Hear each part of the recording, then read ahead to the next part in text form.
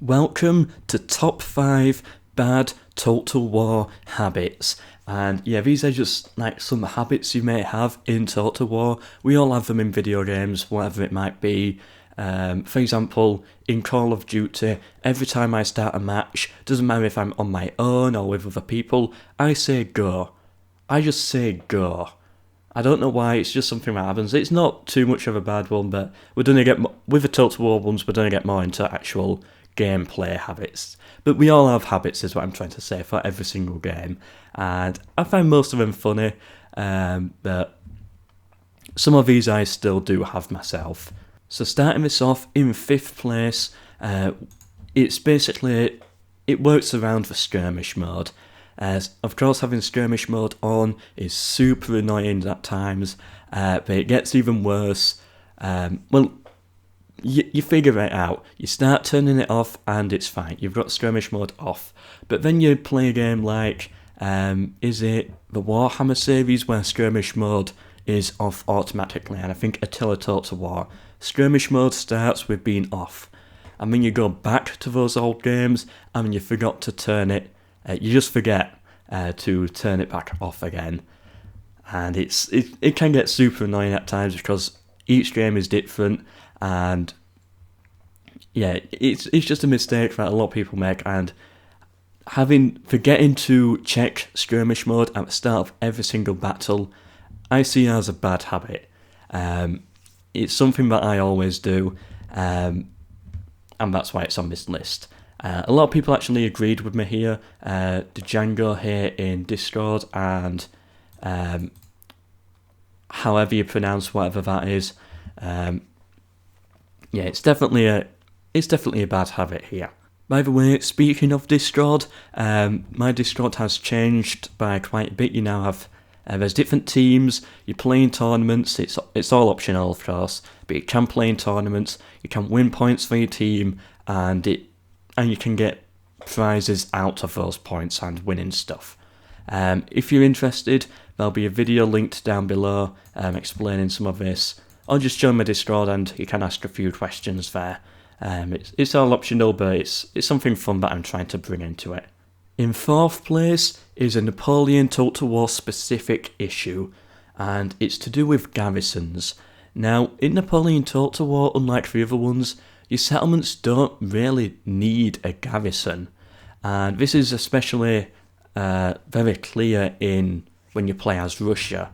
Like, your settlements, you don't need a garrison in every single settlement like you would in Rome Total War Med 2, even if it's just a couple of peasant units.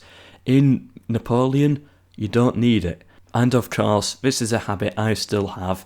I'm just so used to having garrisons in my settlements that I just have them anyway. I always put like 2 very light infantry skirmisher not cavalry, just 1 or 2 very weak units in the settlement to act as garrison, even if it doesn't need it, because it has an auto garrison, so it's all super pointless. They're still given their own troops, spend money on the troops, just because I'm so used to it and it just doesn't look right without them. So yeah, that's on 4th place, and that's a habit that I still have with Napoleon Total War. And if I ever do a Napoleon Total War campaign, you'll definitely see me make it. It happens.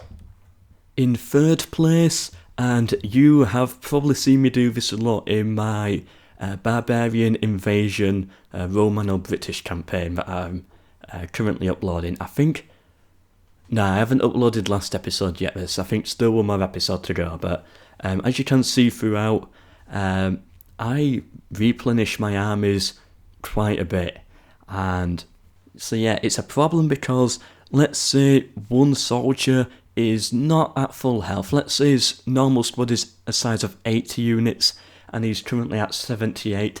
I would wait an entire turn to just replenish those 2 soldiers. I don't know why I do it. It's a bad habit that I've got, but I just like my armies to be, as full, as max powered as possible when it comes to the number of troops in them. I probably shouldn't do it, as I've said. It's not good. But yeah, it's a habit that I've got, and that's why it's on this list. It's a bad habit, and I know I should probably get out of it, but I'm probably not going to anyway. Like all my other bad habits like picking my nose and stuff like that, I'm never gonna stop. In second place, and I've kind of gotten out of this one, but I definitely had it when I first started playing Total War, and it's building every single building possible. Thankfully it was actually Attila Total War and their system that got me out of this bad habit for the most part. But of course, playing Medieval 2 Total War and Rome Total War, I will build every single building in my capital. The other settlements I won't bother too much with, but if it's my capital, I'll build every single building, even if I don't need it. Even if I'm at 200% public order, never going to be an issue, I would still invest the money to boost the public order even further and put other settlements, make other settlements suffer for it. It's a bad habit that I have. I'm aware of it. Well, I was aware of it, but I've gotten over it now.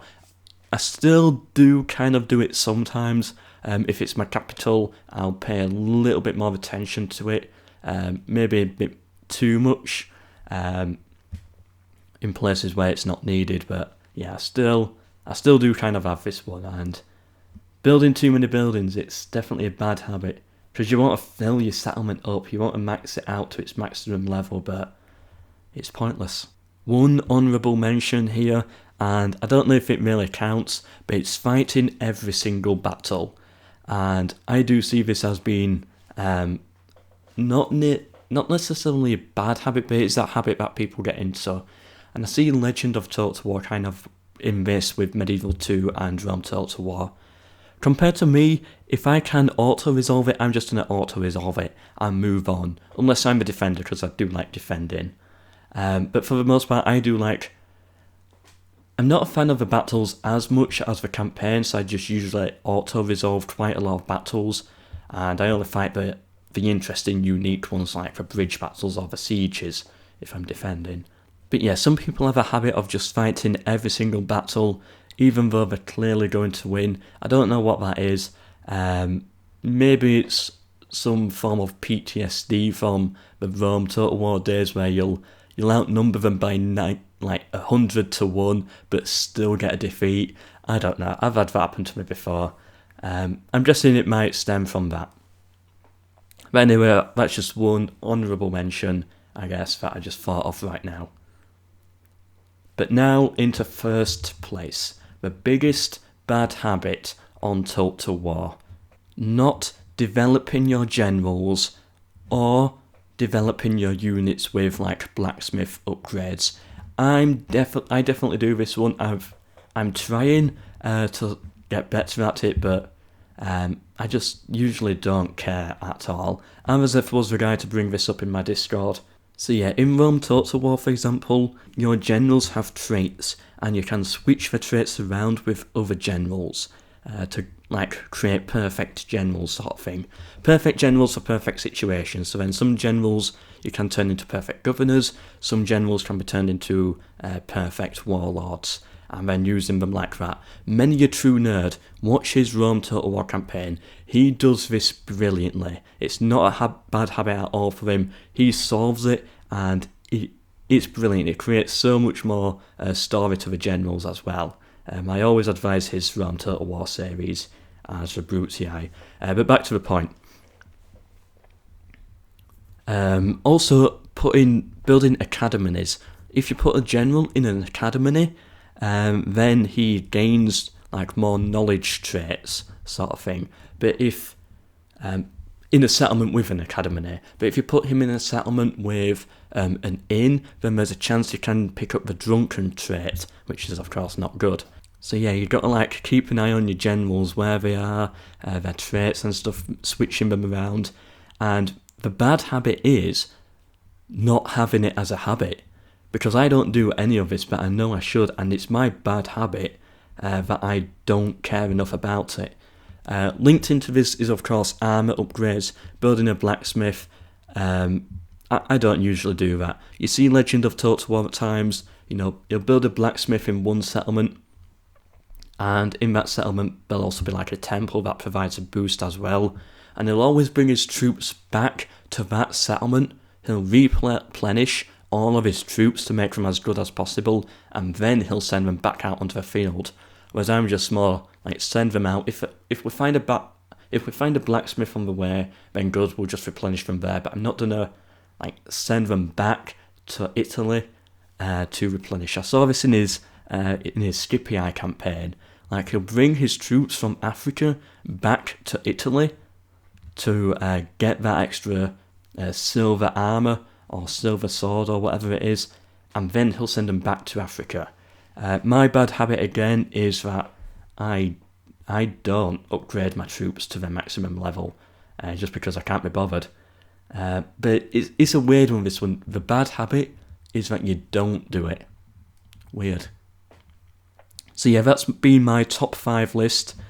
Top 5 bad habits in any Total War game, and I've of course shown some of your opinions here as well. But anyway, hope you've enjoyed this video. Hope to see you in more top 5s.